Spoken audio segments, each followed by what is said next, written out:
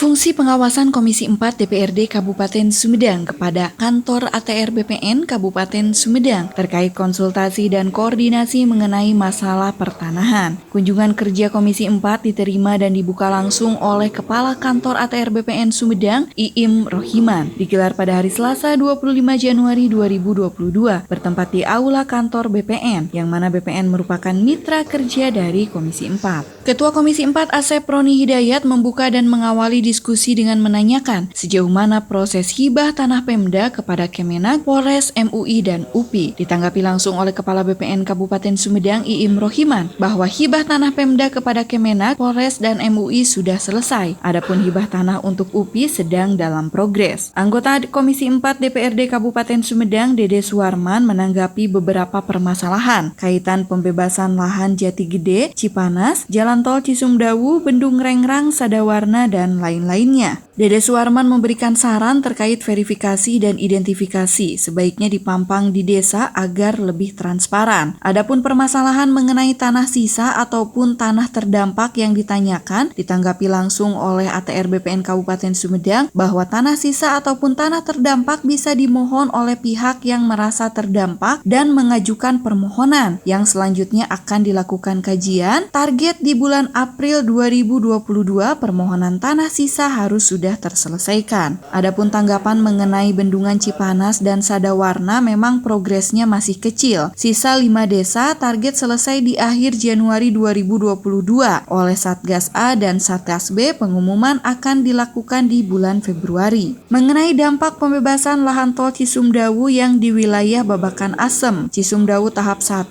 yakni Cileunyi sampai dengan Cimalaka sebanyak 9.468 bidang atau 99,4% sudah selesai, dan Cisumdawu tahap 2 dari Cimalaka sampai dengan Dawuan sudah selesai 4.130 bidang atau 94,66%, sisa 233 bidang dan hampir tuntas 100%. BPN di sini sebagai pelaksana untuk pelaku yang dibutuhkan. Anggota DPRD lainnya dari Komisi 4, Dedi Eshud, menanggapi dan juga ingin memperoleh informasi terkait keterlambatan program pembebasan lahan tol, serta mengenai bangunan yang ada di tengah tol yang belum terbebaskan, dan juga di Desa Cibereye sekitar 15 KK dengan luasan 521 bata belum bisa dibebaskan, karena bukan hanya terisolir secara wilayah tetapi juga terisolir secara ekonomi. Anggota DPRD lainnya, Denny Agus Setiawan, mengatakan terkait permohonan atau gugatan Kepala Desa Sekarwangi tentang aset Cipanas Sekarwangi yang masuk ke dalam aset desa yang mana saat ini menjadi aset Pemda dan dikelola oleh Kampung Makmur, dan bertanya seperti apa kedudukan tanah tersebut. Kemudian mengenai beberapa fasilitas umum yakni dampak dari tol yang masih belum teralihkan, misalnya masjid yang terkena badan tol belum dibangun kembali, contoh di Desa Legokaler dan di Desa Cicaruy, progres pemindahannya belum ada. Anggota DPRD Kabupaten Sumedang dari Komisi 4, Ai Rosmawati, bertanya mengenai PTSL yang merupakan program strategis nasional. Masih banyak menyisakan sengketa mengenai K1, K2 sampai dengan K4, dan bertanya bagaimana program PTSL prosesnya seperti apa. Kemudian anggota DPRD dari Komisi 4, Willy Jordan, menanggapi kaitan dengan proses atau mekanisme sertifikat tanah untuk masyarakat umum mengenai rincian biaya dan sebagainya, sedangkan untuk prosesnya memakan waktu yang cukup lama. Kepala BPN mengapresiasi atas saran dan juga masukan yang diberikan oleh Komisi 4 DPRD Kabupaten Sumedang, dan pihaknya akan terus memperjuangkan dan mengupayakan yang terbaik untuk meningkatkan kualitas pelayanan terhadap masyarakat. Dan sekarang BPN Kabupaten Sumedang sudah mencanangkan zona integritas menuju WBK dan juga WBBM, yakni wilayah bebas dari korupsi dan wilayah birokrasi bersih dan melayani. Itu semua untuk penguatan kualitas terhadap pelayanan publik.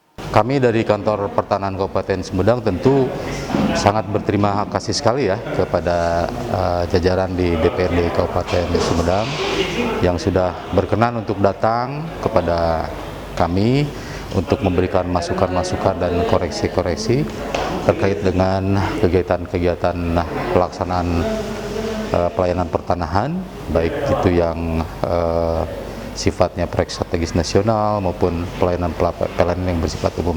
Tentu hal-hal yang demikianlah yang sebetulnya kami harapkan sebagai masukan-masukan, tentu diantaranya dari anggota DPR tadi, dan terhadap masukan-masukan adalah menjadi bekal kami untuk berbuat lebih baik lagi ke depan. PTSL atau pendaftaran tanah sistematik lengkap itu sudah diamanatkan sebetulnya sejak tahun 60, itu sudah diwajibkan kepada kami di jajaran pertanahan untuk melakukan pendaftaran tanah di seluruh wilayah Indonesia, khususnya di Sumedang ini. Alhamdulillah untuk tahun ini ada target 100.000 bidang untuk pengukuran dan ada kurang lebih 8.240 untuk pendaftaran sertifikatnya. Ini sebagai tindak lanjut daripada PTSL tahun kemarin yang alhamdulillah juga sudah tercapai kurang lebih 35.000 bidang.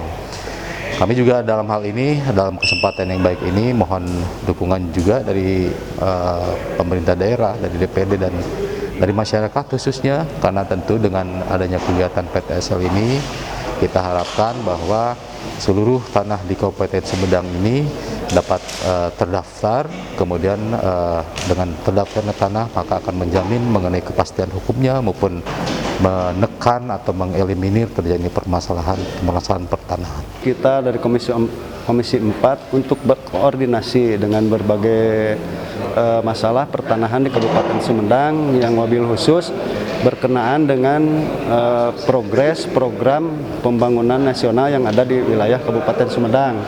Di antaranya terkait dengan permasalahan-masalahan pembangunan tol yang masih menyisakan beberapa masalah, baik itu pembangunan utamanya yang dikena ROW ataupun yang terdampak pembangunan tol tersebut. Kenapa hari ini ke sini untuk berkoordinasi?